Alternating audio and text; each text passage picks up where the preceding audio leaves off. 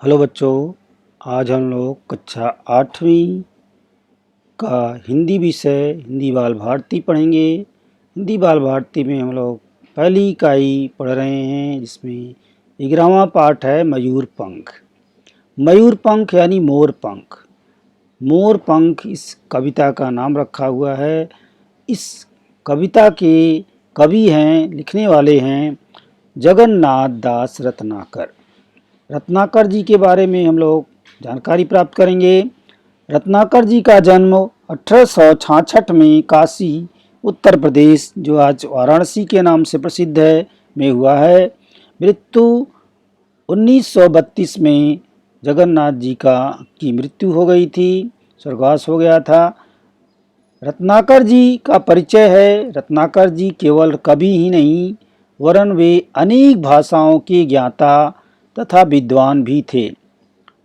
आपकी ब्रज भाषा की रचनाओं में सुंदर प्रयोगों एवं ठेठ शब्दावली का प्रभाव रहा है। ब्रज भाषा और ठेठ जो शब्दावली है, उस पर उनका विशेष प्रभाव रहा है। आप स्वच्छ कल्पना की कवि हैं। आपके द्वारा प्रस्तुत दृश्यावली सदैव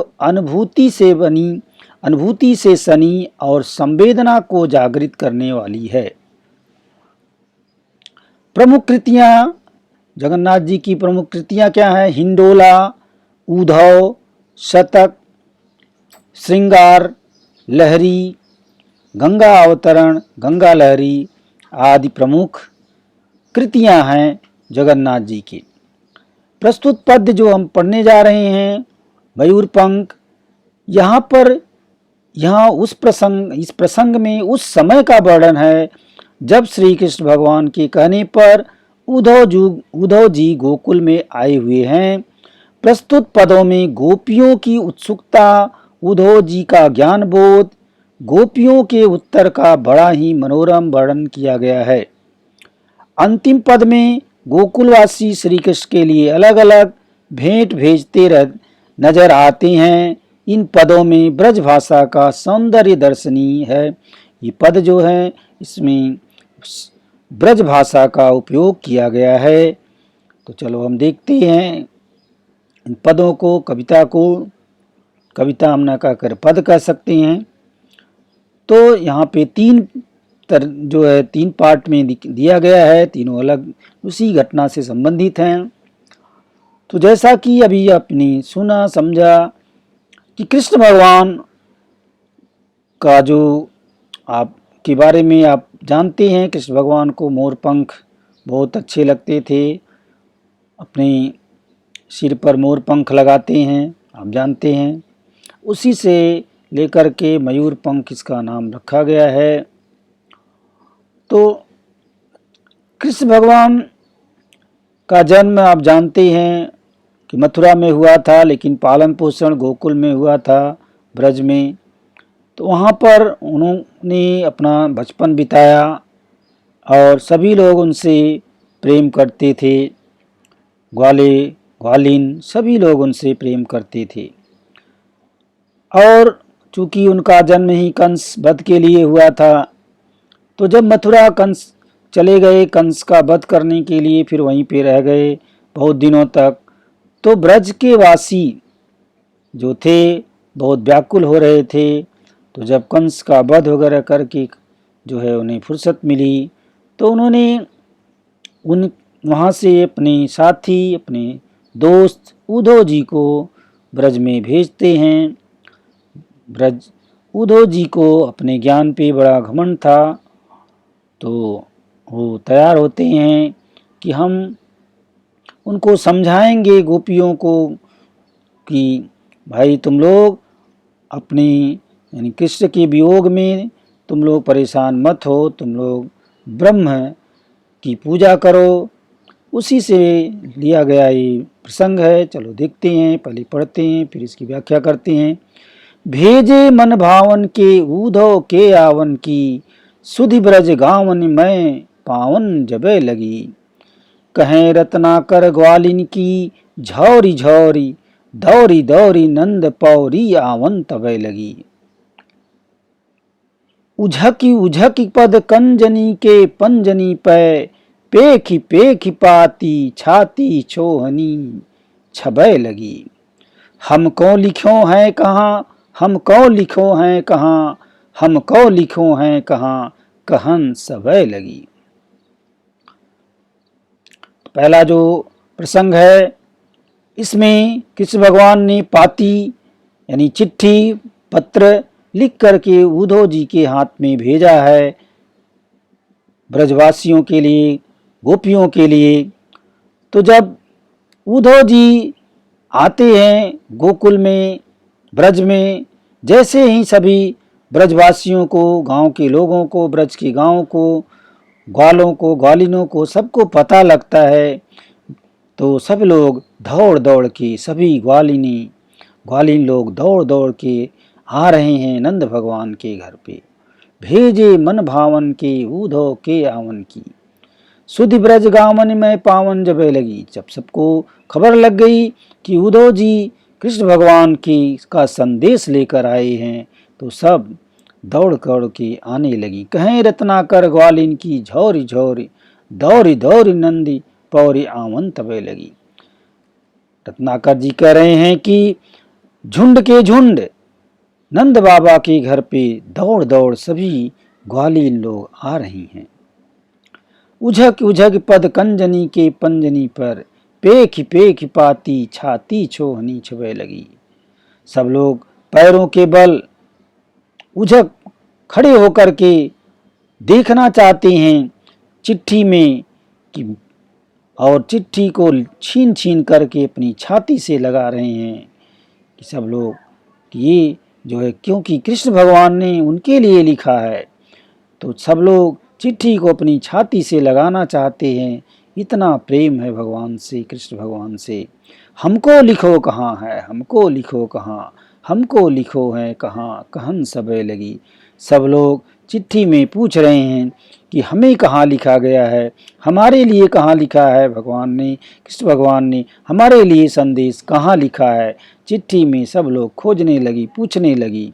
तो इस तरह का दृश्य जो है यहाँ दर्शाने की कोशिश की गई है रत्नाकर जी के द्वारा कि सभी ग्वालिन उस चिट्ठी को लेकर के अपनी छाती से लगाती हैं और अपने बारे में पूछ रही हैं कि हमारे लिए भगवान ने, हमारे लिए कृष्ण कान्हा ने कहाँ लिखा है। दूसरा पद देखते हैं।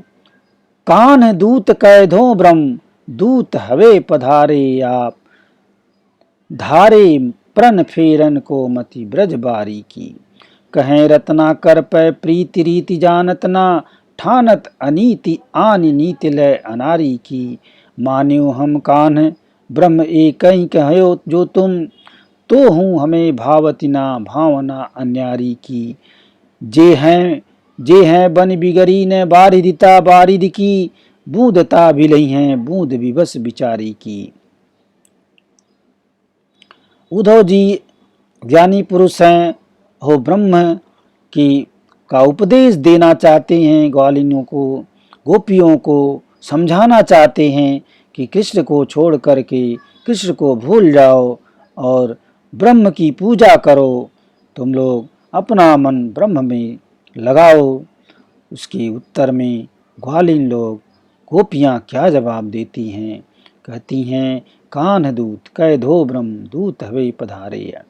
कृष्ण भगवान के तो आप दूत बनकर आए थे, लेकिन आप तो जो है कृष्ण से हमें दूर करना चाहते हैं, हमारा मत फेरना चाहते हैं। तो ऐसा जो है कहती हैं गोपियाँ कि आप तो कृष्ण भगवान के दूत बनकर आए हैं, लेकिन हमारा मन जो है कृष्ण भगवान से दूर करना चाहते हैं, हमारी मति को तो बदलना चाहते हो। कहें रत्नाकर पै प्रीति रीति जानत ना, ठानत अनीति आनि नीति लय अनारी की। अरे हम लोगों को प्रीति की रीति नहीं मालूम है, हम तो केवल कृष्ण को जानते हैं, कृष्ण भगवान से ही प्रेम करते हैं, हम किसी दूसरे से प्रेम नहीं कर सकते, किसी दूसरे को नहीं जानते हैं। ऐसा गोपियाँ जवाब देती हैं। मान्यो हम कान्ह ब्रह्म एक ही कहो जो तुम, तो हूँ हमें भावती ना भावना अनारी की। हमने माना कि ब्रह्म कान्हा और ब्रह्म एक ही है। आपने जैसा कहा कि कान्हा और ब्रह्म एक ही हैं, लेकिन फिर भी वह बात हमारा मन नहीं मानने को तैयार नहीं है। हमें किसी दूसरे को नहीं मानना है, हम तो केवल कृष्ण को जानते हैं, कृष्ण को ही अपने मन में बसाए हुए हैं, दूसरे को कैसे हम बसा सकते हैं। जय है बन बिगड़ी न बारिदता बारिद की, बूधता बिलई हैं बूध विवश बिचारी की। जैसे समुद्र में बादल से बूंद गिरती है और समा जाती है, उसका पता नहीं लगता है, उसी तरह हमारा मन तो कृष्ण के अंदर समाया हुआ है। हम कहाँ से अपने मन को अलग करें। हम तो कृष्ण में समाये हुए हैं, कृष्ण के अंदर समाये हुए हैं, हमारे अंदर तो कृष्ण समाया हुआ है, हम अलग कहाँ हो सकते हैं। ऐसा गोपियों ने उद्धव जी को जवाब दिया। तीसरा पद देखेंगे। धाई जित तित में विदाई हेत उद्धव की, गोपी भरी आरती सम्हारत न सासुरी। कहें रत्नाकर मयूर पक्ष को लिए, को गुंज अंजलि उमा है प्रेम आसुरी। भाव भरी कोविलिए रुचिर सजाव दही, को मही मंजुदा बिदल कति पासुरी। पीत पटनंद जसमती नवनीत नयो, कीरति कुमारी सुरवारी दई बांसुरी। अंतिम पद में कृष्ण भगवान को भेंट देने के लिए सभी लोग अपनी अपनी अवस्था के अनुसार, अपने अपने प्रेम के अनुसार सभी लोग लेकर के आए हुए हैं। उद्धव जी को उद्धव जी से कृष्ण भगवान के लिए सब लोग भेंट देना चाहते हैं। धाई जित तित में विदाई हेतु उद्धव की। सब लोग दौड़ी दौड़ी गए उद्धव की विदाई करने के लिए। गोपी भरी आरती सम्हारत न सास।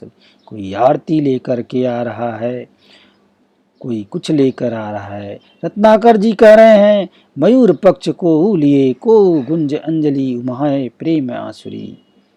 कोई मोर का पंख लेकर आ रहा है। आप जानते हैं कृष्ण भगवान अपने सिर में मोर पंख लगाते हैं। कोई जो है मोर का पंख लेके आ रहा है, कोई गुंज अंजलि, कोई जो है अपनी अंजलि में प्रेम की आंसुरी लेकर आ रहा है। भाव भरी कोई ले रुचिर सजाव धरी। कोई भाव से भरी हुई सजाव धरी दही लेकर आ रहा है। आप जानते हैं कि कृष्ण भगवान को दही और मक्खन बहुत पसंद है, तो कोई जो है सजाव दही, जिससे कि ऊपर का वो जिसको साड़ी कहते हैं, साड़ी नहीं निकाली जाती है तो उसको सजाव दही कहते हैं। तो कोई सजाव दही लेकर आ रहा है कृष्ण भगवान को, दे करके खुश होना चाहते हैं। पीठ पतनंद जसमती, और नंद और जसोदा माता नया पट दे रहे हैं, नया कपड़ा दे रहे हैं, नया पीला वस्त्र दे रहे हैं कृष्ण भगवान के लिए। कीरत कुमारी सुरवारी दई बांसुरी, और राधा ने कृष्ण भगवान के लिए बांसुरी लेकर के आई हुई हैं, कृष्ण को बांसुरी देना चाहती हैं। तो इस तरह से सभी लोग अपनी अपनी ही तरह से कुछ न कुछ भेंट दे करके उद्धव जी को विदा करते हैं। तो ये जो है हमारा पाठ यहीं पे समाप्त होता है। धन्यवाद।